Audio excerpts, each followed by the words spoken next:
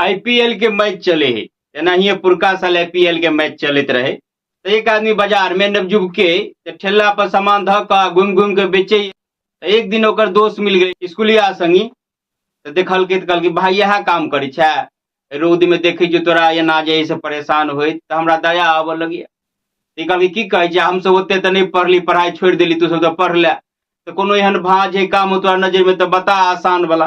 तो ओकर दोस्त पढ़ुआ कहल के करोड़पति बना के हाओ कि भाई के नहीं करोड़पति बना दे, भांज बता के नहीं करोड़पति बना जाए, की करऽ पड़ते बता, भगवान तोरा सन दोस्त सब के दे। तो ओकर दोस्त कहल ठीक है, हम जे कहे से कर, ई ठेला तेला ई सामान उमान सब बेच आ चल आईपीएल में सट्टा लगा। बेचारा दोस्त जे कहल कि से सब केलक, सब बेच बाच दिलके, आईपीएल में सट्टा लगावऽ लागल। अब बुझियो तहिया से तो जिंदगी बदल गेलै। आब ओकरा ठेला वाला काम तो छूटे गेलै, अब आराम से बैठ के अपन गुरुद्वारा के गाड़ी में भीख मंगी